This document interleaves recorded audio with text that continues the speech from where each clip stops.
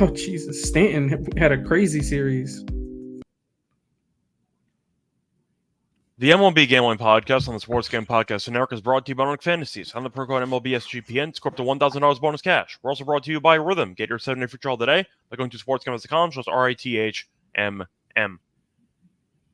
And welcome, everybody, to the MLB Gambling Podcast here on the Sports Game Podcast Network. It is currently Sunday afternoon, roughly 5 p.m. Eastern Time on September 1st. I'm your host of this episode, Scott Reichel. Once again, joined by Lonte Smith, and together we're going to break down the Monday card. Lonte, how's it going with you? Not bad, man. Not bad at all. Solid weekend.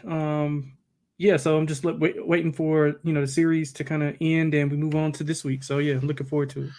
Yeah, a couple of games still going on right now. Not many close games. You have Oakland in the ninth inning. You have Tampa in the ninth inning. Both those games are tied. You have the 2-1 score with the Mariners, and then you have a couple blowouts. You have the Diamondbacks, who are up 9-0 in the third inning.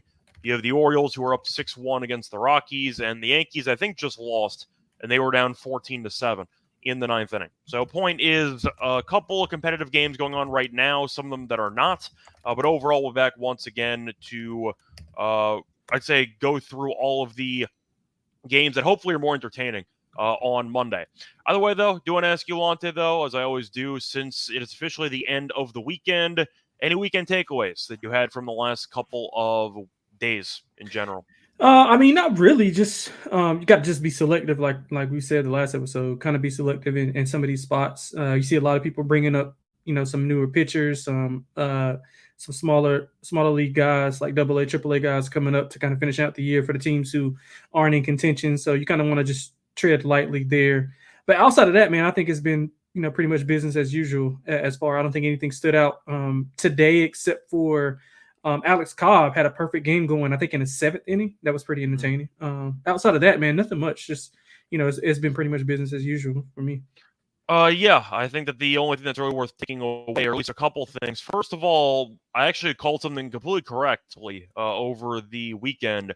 I said Houston would sweep Kansas City, and they ended up sweeping Kansas City because after Pasquantino got injured and Yeah. after watching the Royals choke away that last game against the Guardians, I kind of thought they were going to be, I don't know, mincemeat in this matchup, and they got destroyed. So now Kansas City is tied with Minnesota for second, and you have the Guardians, who are 3.5 up once again. Hopefully you jumped on the minus 150 on Cleveland. That line is definitely long gone, but Kansas City getting their asses kicked over the weekend was something I expected, and that's exactly what happened. So besides that, the Yankees ended up losing a series to St. Louis, mostly because Warren was pitching for some reason, and Nestor did not get any help from his defense, but he wasn't that good either. But the Yankees came back, and they eventually gave up 7 runs with the bullpen. Or I think it was actually more than that. 9 runs with the bullpen, I think, today. It was 7. I forgot when Nestor left. I think Efros came in and he got killed. So I think that it was like 9 runs for the Cardinals against the Yankees bullpen today. So Sounds right. definitely interesting, and the Cubs keep rolling. So we'll see how they do, potentially getting closer to a potential wild card spot. Anyway, before we get into the actual games for the Monday slate, want to remind you once again that we have a great deal going on with the merch store, because if you go to the merch store and use the promo code football at checkout, you'll get 10% off everything. So if you want to get some MLB Gambling Podcast merchandise, a shirt, sweatshirt, mugs, tank tops, we have all that stuff in the merch store. And if you use the promo code football, you'll get 10% off anything in the store. Plus, a reminder, the college football season is actually continuing on Sunday and Monday. You have a game tonight with USC, and you have a game on Monday involving Florida State. If you want some thoughts, though, on those games, check out the Sports Game Podcast and the College Football Experience, because they do have their breakdowns for those games, which might be able to help you make some extra money. Anyway, time to get into the actual card for the Monday slate. Lonte is starting off with the first game on the card. You have a matchup between the Cardinals and the Brewers. Both teams were good over the weekend. The Brewers could not get the sweep as they ended up losing the game on Sunday in extras, but they were still in great form as they won the first 3 games. As for the Cardinals, they won 2 out of 3 against the Yankees, winning the last 2 while scoring a bunch of runs in the process. Now, Milwaukee for this one's minus 165. You have the Cardinals at plus 140. You have Plante taking on Peralta. For this one, the over-under in this game is set at 7.5. Now, Peralta's been good lately. Plante, we know, I was not the biggest fan of, but I have to give credit where credit is due. He has been pretty good over the last month, as he's allowed less than 3 runs in 4 straight. I know 7.5 seems dangerously low based on Peralta's inconsistency, but he's been in good form lately. And you're looking at the overall, I'd say, pitching stats for this matchup. Not bad recently. I know the offenses have been okay, but I think the Cardinals are mostly due to Cortez and mostly Warren, who are just awful. But I'm going to go with the under in this matchup. I think it's going to be a low-scoring game. Give me some type of 4-3, 3-2 final. Yeah, I kind of disagree. I think the offenses can kind of take control. I know the pitchers have been good. Palante's been really good on the road. Has not allowed over 1 run in 5 straight on the road. He has had some walk issues though, 2+ walks in 7 straight games. And Peralta, he's been good, but I mean, that come crashing down. He's coming in off 11 scoreless innings pitched. He threw 5 scoreless in St. Louis a few weeks back. So I think the offenses have been pretty good, man. I mean, Milwaukee before the loss today, they won 5 straight. They had won 5 straight. 7.2 runs per 9 on about 10 hits. St. Louis is hitting like around 260 last 10. Milwaukee's hitting around 280 in that span. So I think the offense can kind of get control. 7.5 I thought was a little low.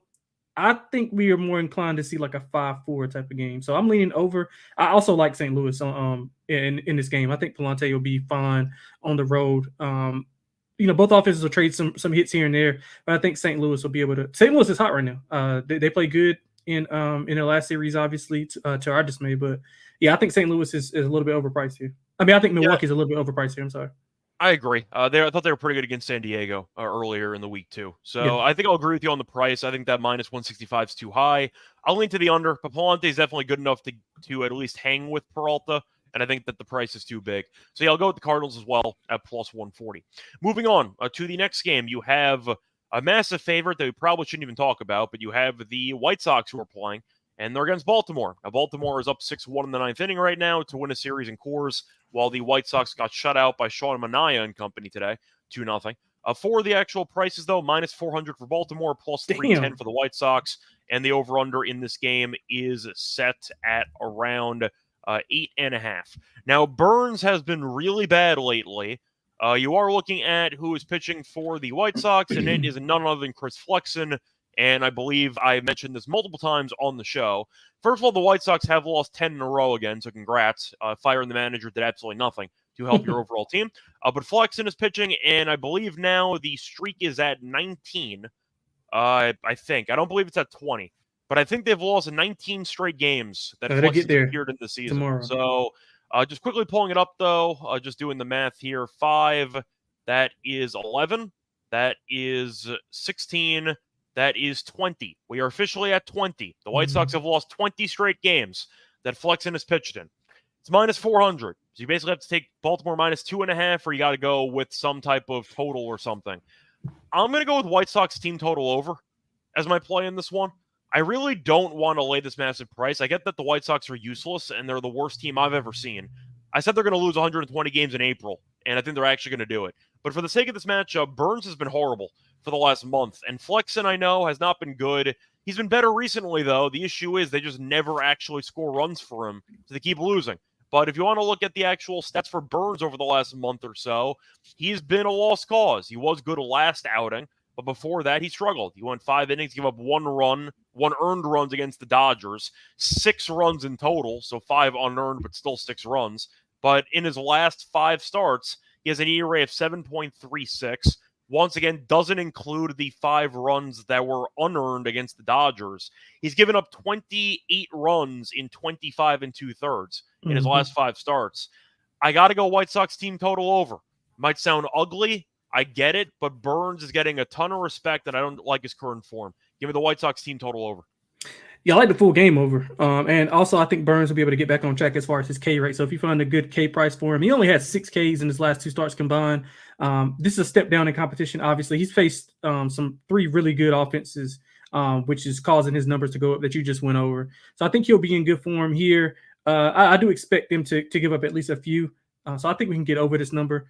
Flexen's 20 earned runs in his last 4 starts. I mean, the record speaks for itself. So I'm leaning to the full game over. I don't hate the team total over for Baltimore either. Yeah, I don't mind the team totals either, but once again, the White Sox team totals at 2.5. The over's even money on the road against Burns, who's giving up more than a run per inning over the last month. I feel like I just have to at least consider it. I know the White Sox are a terrible team. I get it, but Burnes has been that bad. And he also can't hold on runners. I think the White Sox can actually steal a bunch of bases against them. But the White Sox, I will point out, have scored less than 2 runs. Not even 3 runs, less than 2 runs in 3 of the last 4. So I get it. It's an ugly play, but with Burnes' current numbers, I feel like that's really the only value option that I have. Because with a minus 400 favorite, there's really nothing to like. Besides taking like Baltimore minus 2.5, if you like the favorite to just dominate, I'll get creative with it. Give me the White Sox team total over 2.5. Moving on to the next game, you have the Guardians taking on the Royals. Big series there.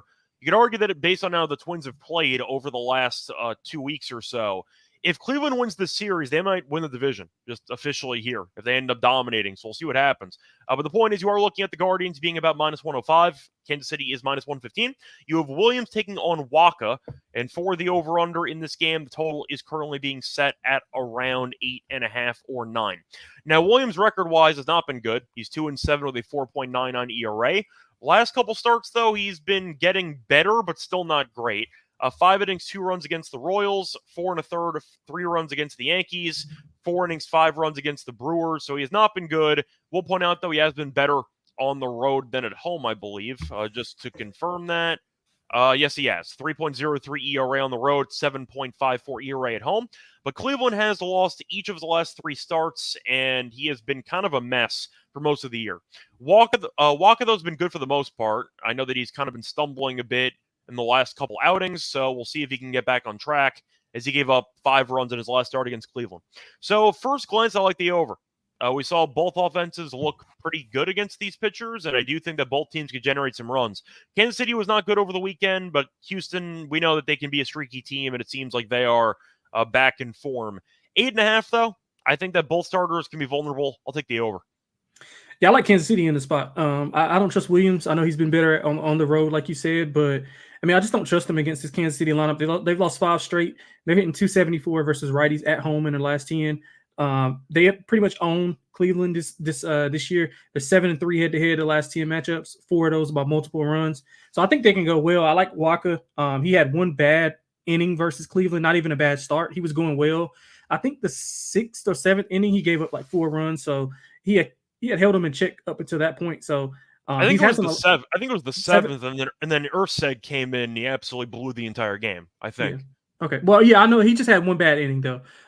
But he has not allowed over 3 runs in 8 straight home starts. So I like his length. He's going 6+ in 6 straight games. I think he can go good here. So I like Kansas City to win the series and keep the division, kind of in balance. All right, we'll do one more before the break. So moving on to the next game, you have the Astros taking on the Reds. For this one, to be honest, we might actually skip this one. Like, I know we were going to cover it, but we have Verlander against nobody. There's nobody listed for Cincinnati, and there are no lines. So do you want to just skip this one? Yep, definitely can. Cool. So moving on to the next game, you have the Dodgers taking on the Diamondbacks, again, for what feels like the 15th time this week. Dodgers are minus 145. The Diamondbacks are plus 120. For the over-under in this game, you have the line being set at about 8.5. Flaherty taking on Erod. Now, Flaherty has been good this season, 10-6, 3.07 ERA. With him on the Dodgers, he currently is 3-1 with a 3.49 ERA, so not as good, but still pretty decent. And Erod's pitching for Arizona, who is 2-0, but his ERA is high at 5.06 because he was not good last start. Gave up 5 runs in 5 1/3 against the Mets. However, Arizona is 4-0 in his 4 starts. So we saw Arizona have a couple of entertaining games against the Dodgers so far in the series. They're currently up 9-1 in the 4th inning. Dodgers, though, did score 10 runs in the first game and scored 8 runs in the second game. Both games were close, though, because the Diamondbacks scored 9 in the first and 6 in the second, and they have 9 in the third. I feel like I have to lean to the over because both these teams have just been amazing offensively the entire series. I know the Dodgers right now only have 1 run in the about to be the 5th inning, but they've still been very good in general since Mookie came back, and I do think that Arizona offensively at home can be dangerous. I'll take the over in this game. I think that even though Flaherty's been good this season, he's not been as good with the Dodgers, and the bullpen has not been great recently. But 8.5 with these offenses right now, and with Erod giving up some, I'd say, hard contact, give me the over in this game. Absolutely, man. I'll put 2 units on that over, man. 2 units on that over, 1 unit on the Dodgers team total over. I mean, both they played in 5 straight over, 6 if you want to count today, because I'm pretty sure that's already over. I think it was 8.5 down today, and they've already got I mean, 10. they're already at 10, so I don't think it Yeah, was at 10.5. So yeah, you're yeah, probably over already. yeah. So they have 33 runs combined in the last two meetings. 8 of the last 10 have went over for the Dodgers. 8 of the last 10 have went over for 7 of the 10 have went over for Arizona. So I mean, the Dodgers hit lefties pretty well, 260. Flaherty suffered his first loss in nearly 2 months. ERA 3.49 as a Dodger, not too bad. Has allowed a lot of home runs, 6 home runs his last 4 starts. But on the road, man, he's been really good. 5 of his last 8 road starts, he hasn't allowed a single run. So that's something to look forward to if you're a Dodger fan. That's why it's only the team total. That's why I like the team total more than I do the full game. I guess I had it backwards. I guess 2 units on the Dodgers team total, 1 unit on the regular total. I don't know if Arizona may not be able to get to Flaherty, to be honest. And Rodriguez, I mean, he's been fine outside of his last start, but I think the Dodgers will be able to get to him. So I like the Dodgers team total over. I like lean to the full game over.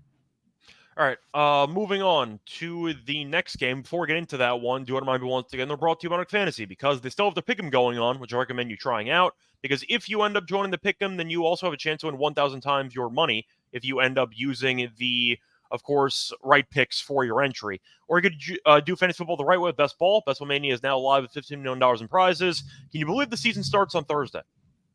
Yeah, I can. You've been waiting for it. You've been counting the days, haven't you? Absolutely. Yeah. Should be fun, though. I believe Except it's for the what, Giants. I mean, being a Giants fan, I got to look forward to football and not them. So I mean, if you bet the Giants win total under, you might be excited for the I upcoming did. season. Oh, I So did.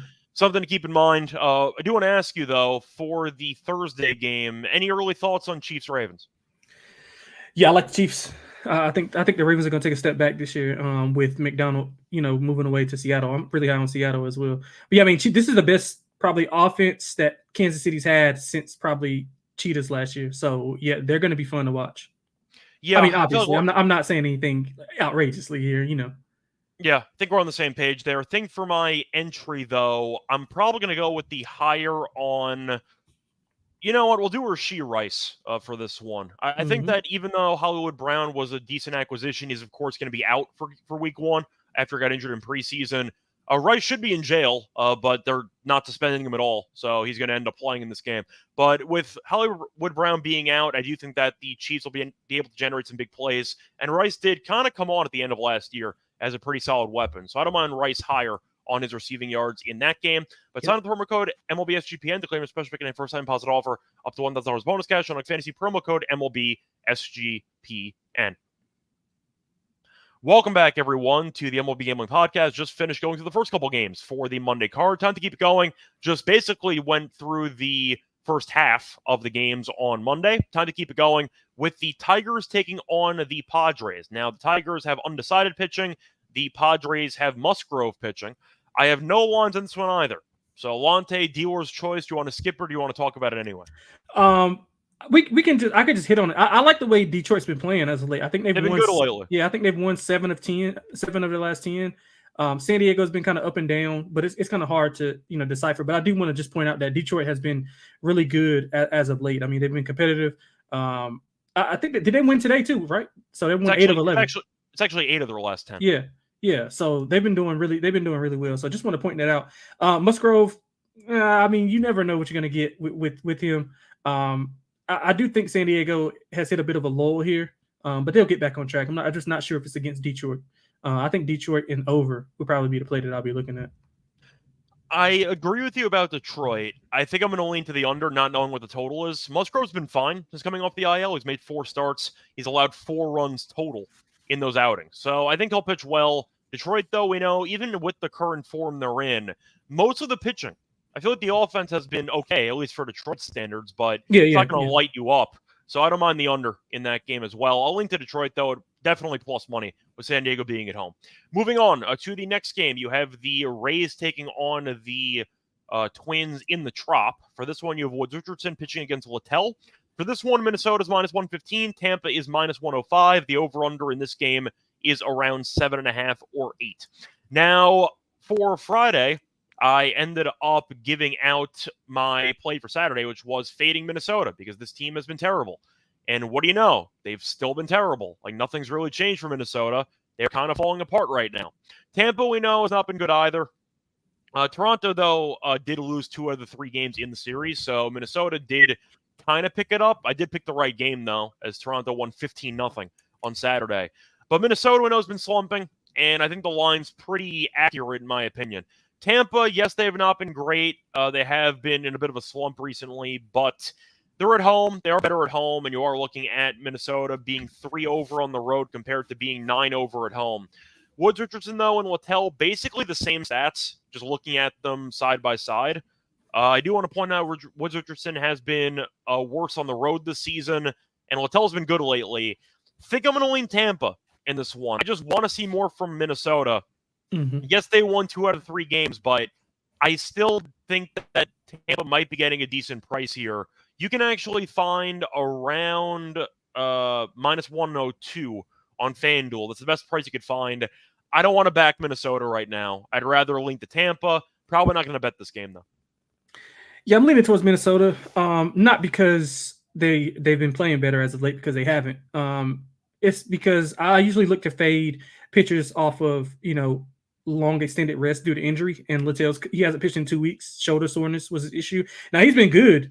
Prior to that, I mean, he had a 1.16 ERA in his last 22 and 2/3 innings, 2 earned runs in 5 innings pitched in his June matchup against Minnesota. So he's been good before then. But I usually kind of want to fade, that kind of uncertainty. And Woods Richardson, I mean, outside of, I think 6 runs or 5 runs versus the Mets, he's been fine on the road. He pitched well against Tampa in that June series also. He had 2 earned runs and 6 innings pitched. He's had some length issues, has not been out of the 5th in 5 of his last 6. ERA is a little bit high, but he gets, for whatever reason, he gets the most run support of any pitcher probably in the majors. So I'm going to go with Minnesota here. I think this might be a get-right series for them if they can get this one out of the way first.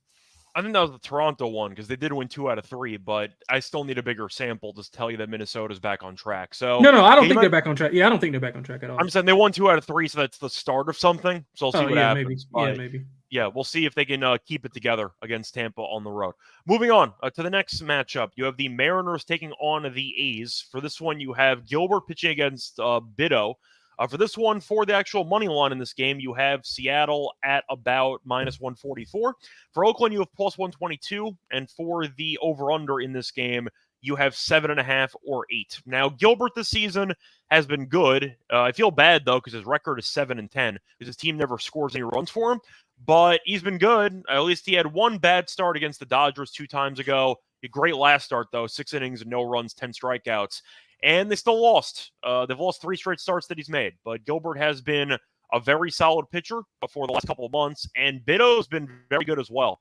Bido has allowed less than 3 runs in, how many starts is that? 5 straight starts. So he's been good. Give me the under in this game. I think both starting pitchers are pretty solid. We know Seattle's been better offensively recently, but I still don't trust them. And Oakland, we know, is better at home offensively, but Gilbert I do like quite a bit. Give me the under 8. Yeah, I love the under. I love Oakland in this spot. I also like the first 5 under. I mean, Seattle's 2-1 head-to-head in the June series. All of those are low-scoring games. I think the most runs either team scored in any of those 3 games was like 3. I think it was 3-2 was the highest scoring game. So I look forward to both of these pitchers, being really good. If you look at Gilbert, though, on the road, 16 earned runs his last 2 road starts. His hit rate's kind of fluctuated over the last month. So, I mean, we know Oakland can hit the ball. So if you're looking at, guys at the top of that lineup with Rooker and those guys to kind of get. You said last 2 or last 3 road starts? Last 3. I'm sorry, last 3. His last 3. I said 2, but I meant last 3. Yeah. But I mean, Bido's 4 quality starts in his 5 August starts, 1 ERA under 2 in that span, 2 or less in 4 straight home starts. I mean, he's been really good. And he pitched against the Dodgers and Houston in that span, so he hasn't been pitched against the White Sox or whoever. But so he's been doing pretty well. I think Oakland disrespected in this spot. I like them to win the game. I like the under. Yeah, future reference. Try to walk Butler, because he just hits home runs every day at this point. You might want to consider not pitching to the guy. But just a thought there with Oakland. Point is, though, I am going to go with the under in that game. For the side, I'll lean to Oakland. I feel like laying this price to Seattle when they can't hit and when they've lost pretty much all the stuff. I mean, once again, Gilbert is 7-10 this season record-wise. So even with his good overall numbers, they don't win starts for him. Right. So I don't mind Oakland a plus money, but I prefer the under in that game. Moving on to a matchup between the Red Sox and the Mets. You have Bayo pitching against Severino. For this one, for the actual money line, you have the Mets at minus 130. You have the Red Sox at plus 110. For the over-under in this one, you have 7.5 or 8. Now, Bayo's had a pretty underwhelming year. His record, though, is the opposite of Gilbert, because he's 12-6 with a 4.66 ERA. Now, it was great last start. He gave up no runs in 8 innings against Toronto. And he was bad against Arizona before that, but he has allowed less than 2 runs in 3 of his last 4. So he has been good for the most part. Severino, going through his numbers this season, 9-6, 3.96 ERA. However, did struggle last start, gave up 4 runs against the Diamondbacks in 4 2/3. But at home, his last home start, he went 9 innings, gave up no runs against the Marlins. So he had a complete game there, a 3.13 ERA at home.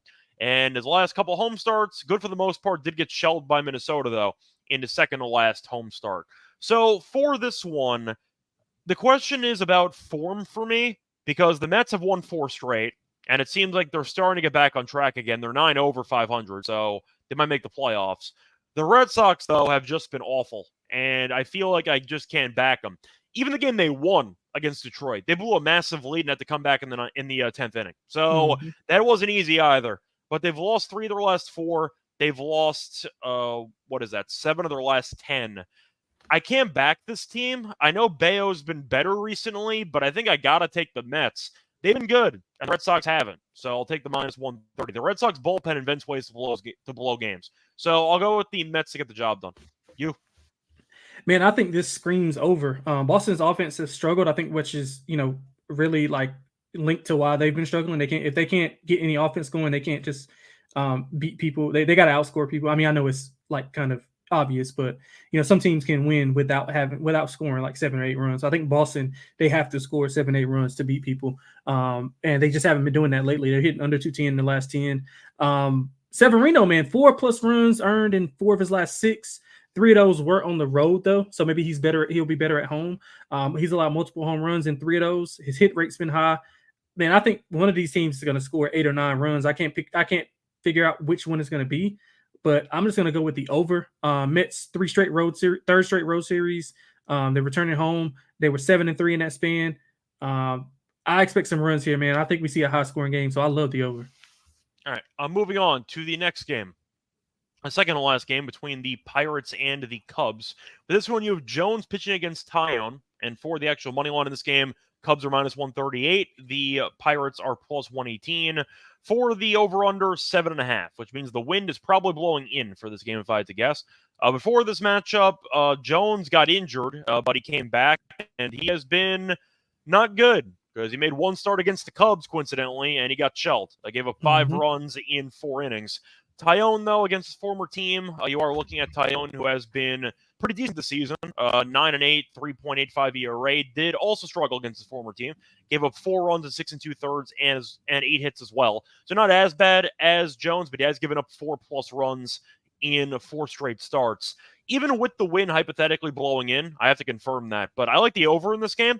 The Cubs are mashing right now. Scored 14 runs in the game today. Go to the Cubs' last couple games offensively. 14-5, 7, 14-9, 8. So they've been dominant offensively recently, and I feel like I have to back them accordingly. To go back even further, by the way, it is 14-5, 7, 14, 9, 18. Then they had 2, so 1 bad game. 14, 6, and 10. They've been rolling. They have won 9 of their last 10, so they've been in great form, mostly because of the offense. Give me the over in this game. 7.5. I mean, the Cubs have been piecing together big innings with home runs or without home runs. I see runs here. Give me the over. Yeah, I love the over as well, man. 3 straight overs in the meetings last week between these two. 64 combined runs in that series. Both teams hitting above 270 in the last 10. The Cubs are pretty much hitting 300 in that span. Taillon, I mean, multiple home runs allowed in 3 of his last 5. I mean, he's not been great recently, but whatever, he's fine. Yeah, he'll be okay at home. I mean, but he does allow contact, which is why I love the over. Despite whether the wind is blowing in or out. I just think both teams will be well. I think most of the damage will be done by the Cubs, but Jones, I mean, he got rocked by the Cubs in his return. He had pitched well in the previous two matchups, but again, coming off that injury, I'm always looking to fade. So I'm looking to take advantage again here with the over. I love the Cubs in the spot as well. I think that's too short, 135. Yeah, I'm with you, especially based on current form. And Jones only has made one start in the last month, and he was terrible. So I think the Cubs should be like minus 170, in my opinion. But for the actual wind, it is blowing in at about 9 miles per hour. So keep that in mind. That is why the total's low, but both pitchers can give up some contact. Jones also walks a lot of guys, so that's going to help some guys get on base. Moving on to the last game, you have the Yankees taking on the Rangers. You have Cole against Heaney. Yankee legend Andrew Heaney trying to get revenge against his former team. Point is, though, you have the Yankees at minus 184. The Rangers are plus 154. Over-unders at 8.5. Now, Cole, we know, showed up mid-season, 5-3, 3.86 ERA, but he has not been that great. Now, he was having a couple of great starts in a row. He had 4 straight starts allowing less than 3 runs. Then he was kind of vulnerable against Washington. He settled in, though, as he gave up 3 runs in 5 innings. Now, Heaney's record is awful, but his ERA is good. He's 4-13 with a 3.95 ERA. 4-13 with an ERA below 4. That's pretty difficult. However, he's given up 1 total run in his last 2 starts combined. For this one, though, the question is with the Yankees, the bullpen's been terrible. We saw them get shelled again today. Cole has been kind of vulnerable, but he has kind of picked it up recently, but he has not been nearly as good as he was with the Cy Young season last year. I can't lay 184 here. I just can't do it. I'm going to take Texas. I feel like even though the Rangers are probably going to lose to the A's and extras in about the next 2 minutes, I do think that this line feels off to me based on reputation. I feel like the Yankees are getting a bit of a Yankee tax here. I don't think they're that good, at least based on current form. And with the lack of a proper bullpen, I can't lay this. So I'll go with Texas plus the decent price, and I'll go with the potential plus 1.5. Yeah, definitely not. I'm not laying anything with the Yankees. I don't care who's on the mound. I mean, they've just been inconsistent as of late. I mean, Cole's only had 1 bad start in the road, but I mean, I really don't care. The Yankees. But the bullpen's been terrible too. Like I can't trust them to close games. Yeah, like I don't trust anything about them right now. Offense being inconsistent. I mean, it's hard to kind of get a picture of what they want to do. Yeah, I don't trust him here. I mean, I don't think Texas is any good either. But Haney's been fine. One or fewer in 4 of his 5 August starts. He did allow 3 runs in 4 2/3 versus the Yankees on the 11th of August. So, I mean, not too bad. I think he can go well here. Give me the Texas first 5. The Yankees have been awful this whole weekend in the first 5. They've been stringing together comebacks, but just, of course, falling short because of the bullpen. So, I like Texas first 5 for a full unit, linked to them full game as well. Yeah, even with Texas being awful and even with them probably about to lose again, they still have won, as of right now, 4 of their last 5. Probably 4 of their last 6. They were against the A's and the White Sox, though, so take it with a grain of salt, but they're playing better baseball, so that counts for something, as far as I'm concerned. Anyway, time to get into the actual Lock and Dog picks, but before we get into the actual picks for the show, I want to remind you once again they're brought to you by Rhythm, because if you ever wanted to build your own sports betting model, Rhythm can help you do that. You could also, once again, use models that are pre-made by Rhythm. They have a leaderboard system which tells you which models are performing well. You can just back those if you want to, but they can give you AI projections and overall predictions on actual games for money lines, spreads, totals, and props. And a reminder, they give you a bunch of stats, research, and trend analysis to help you with your betting in general. And they also have a bunch of college football models that do like some underdog plays. For example, they had Delaware State plus the points in week 0 against Hawaii, and they had a decent amount of winners there in week 1. But a reminder that you can build your own model and get ready for the end of week 1 and week 2 of college football season. Claim or send a free trial today, though, so you can give it a free trial run if you are tempted or intrigued by the overall platform. Go to sportscampbox.com's Rhythm, sportscamp.com, just RITHMM. Welcome back, everyone, to the MLB Gambling Podcast. Just finished going through all the games for the Monday card. Time to get into the actual Lock and Dog picks for the show. Lonte, I'm going to let you go first. What is your Lock and Dog for the Monday card? Yeah, so I'm going to lock up the Kansas City Royals, man. They've owned this team, especially as of late. They won 4 of the last 7 they've won 7 of 10, 4 of those by multiple runs. They've been struggling as of late. They lost 5 straight, I think. All of those are on the road. They're back home where they hit extremely well versus righties. I don't trust Williams. 3 straight losses. One of those was to KC, and he didn't pitch. He didn't pitch bad, but I think Kansas City offensively will kind of be able to adjust with the injury at the top of the lineup, and some of those guys will be able to fill in pretty well at home. Like Waka, I think he bounces back from that bad inning that he had. So I like Kansas City at a short price. I think I see 113. You see anything better than that? So for Kansas City in this game, the best price I see right now is minus 110. Oh, even better. Yeah, I thought I seen 113. That's cool. I like. Yeah, I'll take that. For the dog wise, man, I'm going to Oakland. I love Oakland in the spot. I think they're being disrespected a little bit. Beato's been good. But Gilbert's been good as well. I just can't trust Seattle's offense to kind of give him any support. I think the previous games in June are indicative of what we'll be able to see in this series. Low scoring, pitchers duel. I think Oakland's offense obviously is a lot better than what Seattle's is. So if Beto can kind of go good for a few and get a run across, I think they can go well here. So I'll take Oakland's short home dog. Yeah, so for my lock, there are a couple of plays I was tempted by, but I think I am going to go with the Cubs. I'll be pretty simple with it. It's minus 138 on FanDuel.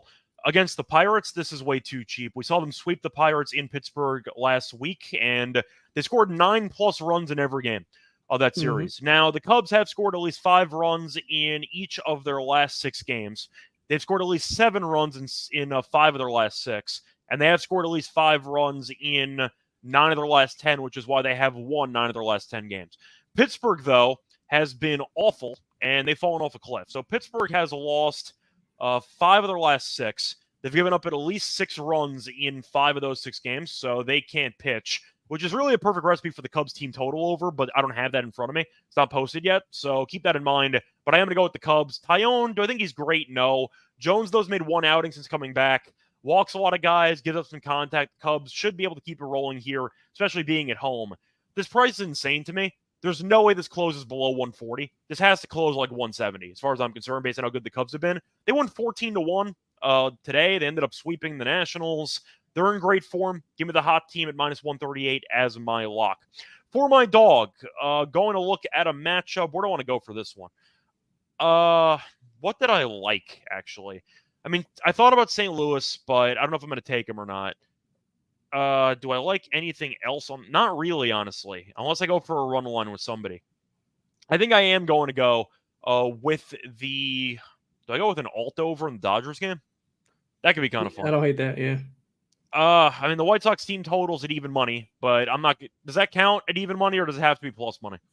I mean, that's the same thing. You're still getting a plus price. You ain't paying no juice, so I think that's fine. Yeah, I know, but yeah, usually we tend to try to make it plus money, but I do want to ask if that counts or not. Is that allowed or no? Yeah, I think that's fine.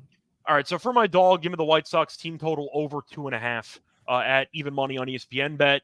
Apologies if you wanted plus money and it's even money, deal with it. It is what it is. There is a plus sign right by the 100, so I'm going to count it. Point is, though, Burns has been terrible. He has given up he's just been really, really bad. He's allowed at least 6 runs in 3 straight starts, at least 3 runs in 5 straight starts. So he has been awful.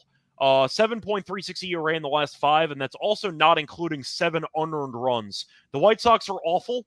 I get it. They're the worst team I've ever seen. However, 2.5 for a team total, and the starting pitcher on the other team is pretty much in, I don't know, midseason crisis mode. I think it's a good deal. And you're getting 9 guaranteed at bats as the road team. So give me the White Sox team total over 2.5 as my dog at even money. Lonte, what is your home run pick for the Monday card? Yeah, I'm going Brent Rooker at the top of that lineup for Oakland. I think he'll be able to go well against Gilbert. I mean, I think Gilbert's fine, but I think Rooker, any of those guys at the top of the lineup, I think will be able to hit a bomb. I'm going to split a unit on him and probably Zach Geloff to hit a dinger. But I think I just like Rooker, man. I like the way he's patient at the plate, hits with power. So I'm going to go with him to hit one tomorrow. Okay. For mine, I have to think of who I want to actually go with because there were some options that I don't know if they were intriguing, but I at least have to mention because I wanted somebody on the Cubs. The wind is blowing in now, but I have to at least acknowledge the fact that Jones has allowed. Well, I mean, he's been decent allowing home runs. He gave up 2 last start against the Cubs, though, so the Cubs did take him deep. Who did take deep? Let me just quickly check this. Suzuki did, and Swanson. I will not be taking either guy. So let's see if I'm tempted by anybody in this matchup. I know Crow Armstrong's been good. Armstrong, yeah. I was going to say he's been good if I wanted to take him him potentially, but Do I want to go with somebody else? Maybe in the Dodgers and Diamondback series, because each game's had about 20 runs in it. So I think for this one, I am going to go back to the Dodgers, just based on how the matchups have played out. I think I'm going to go with Teoscar Hernandez, actually, who's been really good historically speaking against Erod. And you're looking at his numbers, and he has been fine recently. He had a double in each of the first 2 games, so no home runs recently, but he has been good this season against lefties, batting .287, does have 10 home runs in 129 at-bats, so he has been phenomenal against the lefties. And against Eduardo in particular, he's been really, really good. So he's faced off against Eduardo 21 times, 8 hits, 3 home runs. So 381 batting average. I think that's definitely telling that he's in line for what could be at least one hard hit ball. But I like his overall matchup against Eduardo. He's good against lefties. That's good enough for me. Give me the home run play for Teoscar. Anyway, that's going to wrap it up. Hopefully I sweep the lock and dog picks for the second straight episode, and hopefully we both sweep and make some nice money. Home run props should be fun. I feel like we're going to get decent prices on those. Either way, though, before we officially end the show, Lonte, anything you want to add? No, man, that's it. I'm going to try to enjoy the Trojans. Hopefully they can get a win for me tonight. So we'll see about that. Yeah, I feel like enjoy the Trojans can have multiple meanings, but hopefully you win your football play. Anyway, point is, enjoy the college football game tonight, and we'll catch you again at some point during the week. Until next time, good luck to all of you and all of your bets. Bye, everyone.